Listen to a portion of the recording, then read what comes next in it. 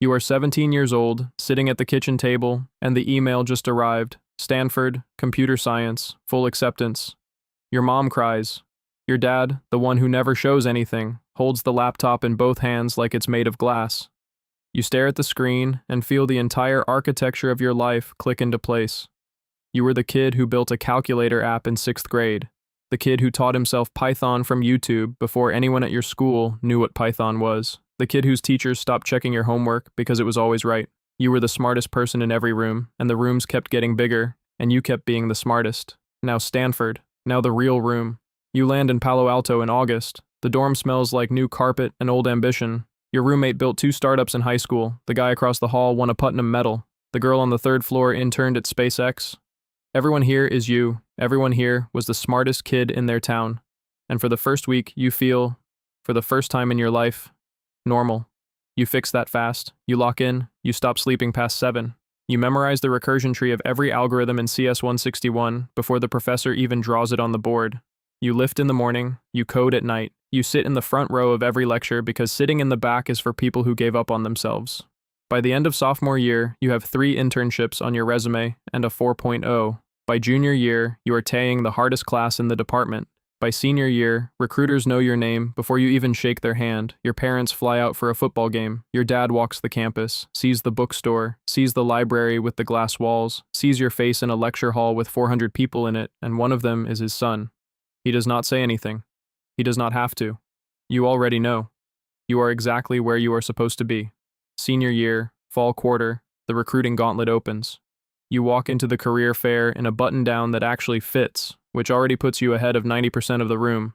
You hand out 3 resumes in the first hour, you get 3 callbacks by dinner. The interviews come in waves: Google, Meta, Apple, Stripe. A hedge fund you have never heard of that offers $300,000 a year and a private jet for on-sites. You grind leet code until the patterns blur. 2-sum, 3-sum, binary trees in your sleep. Dynamic programming on a whiteboard with a dry marker that barely works. You watch the clock on every mock interview, and you finish with time to spare. You do not sweat. You do not panic. You have been preparing for this your whole life, and your hands already know what to do. The first offer lands in your inbox on a Tuesday in October. You read it twice. Base salary, $195,000. Signing bonus, $50,000. Stock grant, $300,000 over 4 years. Free food, free laundry, a gym with a climbing wall on the 2nd floor, your name on a badge that opens a building where they ship the thing in your pocket. You forward the offer to your dad. He replies in 11 minutes. Proud of you, son. Then the 2nd offer, then the 3rd, then the 4th. You make a spreadsheet because that is what you do, and the numbers on the spreadsheet are numbers you did not believe young people made. You pick the one everyone would pick. The one your classmates will see on your LinkedIn and assume you earned. The one that puts you in the top 0.1% of graduates in the country. You sign on a Sunday night with a glass of cheap wine and a window open to El Camino Real. You feel the weight of the last 4 years lift off your shoulders and turn into something better. Proof. Graduation is a formality. You walk the stage. Your mom takes 600 pictures. You pack a U-Haul. You drive to Mountain View on a Tuesday, and the first thing you see when you cross the 101 is the sign you used to stare at in every dream you had in high school. You made it. You did what they told you to do, and it worked. Orientation is a blur of name tags and laptops.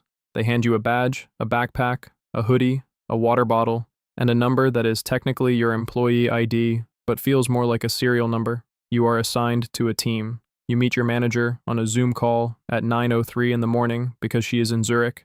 You meet your mentor at lunch. He is 26 and has been at the company for 4 years, which in tech years makes him ancient. The first week is nothing. You read documentation, you clone repos, you try to push a commit and get blocked by a linter rule nobody warned you about. You fix it, you push again. Your first pull request is 11 lines long, and the reviewer asks for changes on 9 of them. You rewrite it. You learn to read code the way it actually gets written in the real world. Sprawling, undocumented, load-bearing in places nobody remembers. The Stanford version of you thought code was elegant. The real version of you learns fast that code is a compromise between the thing you wanted to build and the thing the last guy built before he quit. By month 3, you ship your first real feature. It is a button. It took you 2 weeks. The button moves a number in a dashboard from one place to another, and you are unreasonably proud of it. Your mom asks what you do. You try to explain. She says, "So you make websites?" You say, "Yes, Mom, I make websites." She tells her sister on the phone that her son makes websites in California. You rent a studio in Sunnyvale for $3,200 a month. You buy a mechanical keyboard because everyone on your team has one. You go to the company gym at 6 in the evening with the other new grads, and you lift heavier than you did in college because you have nothing else to do with your hands. You look at your bank account on a Friday night, and it has more in it than your parents had when they bought their first house. You think, this is the climb. This is the part where you grind for 2 years, get promoted, grind for 2 more, get promoted again, and by 30 you are a senior engineer making $400,000 a year with a view of the bay and a title your mother can finally pronounce. You have the map. You are on the map. Nothing has gone wrong yet. It starts small. A teammate drops a link in the channel.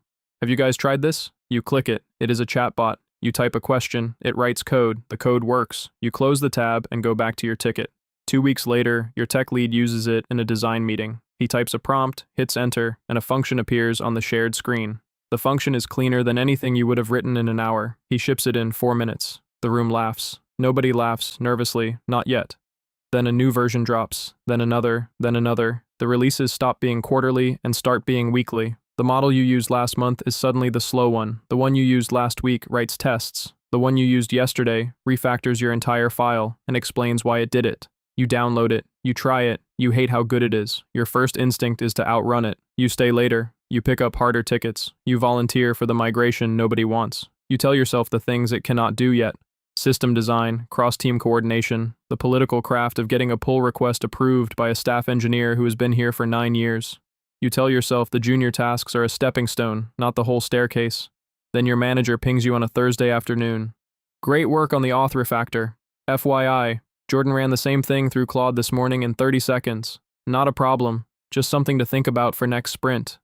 You read the message 3 times. You type 4 different replies, and you delete all of them. You send a thumbs up. That night you cannot sleep. You open your laptop at 2 in the morning, and you look at your codebase the way a carpenter looks at a nail gun. You feel the thing in your chest that your parents never taught you how to feel, because for them, the deal was always, work hard, be smart, the ladder holds, and the ladder is holding, the ladder is fine. It is the rungs above you that are starting to look further apart.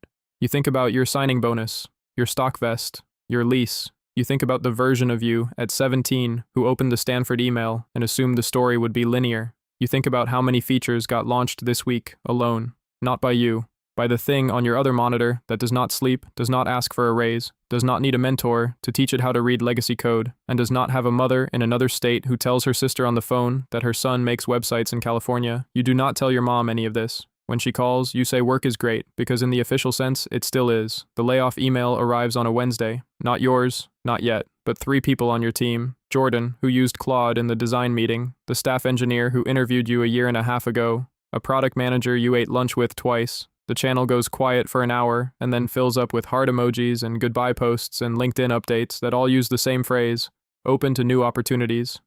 You walk to the kitchen, and the free snacks suddenly taste like a severance package. Your one-on-one the next morning is shorter than usual. Your manager is kind. She tells you that you are doing good work. She does not tell you that you are safe, because nobody says that word anymore. You go home at 4 in the afternoon for the first time in a year. You sit on your couch, and you open the tool you have been avoiding. You start prompting it, not to write your tickets, to write with you. You ask it to explain a code base you have never seen. It does. You ask it to draft a design doc for a system you have been putting off for weeks. It does. You ask it to argue with you about an architecture choice, and it pushes back. And the pushback is good, and for the first time in months, you feel the thing you felt at Stanford in the front row of CS 161. You feel like you are learning again. The thing on your monitor is not your replacement. The thing on your monitor is a tool that makes the replacement of the person who refuses to learn it inevitable. And you of all people, the kid who taught himself Python from YouTube, the kid who was the smartest in every room, you are not going to be that person. You rebuild your loop. You stop measuring yourself by lines of code and start measuring yourself by decisions per day. You stop trying to be the fastest hands on the team and start trying to be the clearest head. You read papers again. You write design docs nobody asked for. You talk to the product managers. You learn what the business actually wants, because the business is the one thing the thing on your other monitor does not understand yet. A year later, you are still there. Your title is different. Your team is smaller. Your code base is half the size and twice as powerful. You direct the tools the way a conductor directs an orchestra, and you ship more in a week than your old self shipped in a quarter. You call your dad on a Sunday. You tell him the story of what happened. The fear, the layoffs, the tools, the pivot. He listens the way he always listens. Then he says the thing he has never said to you before. You figured it out, son. You hang up.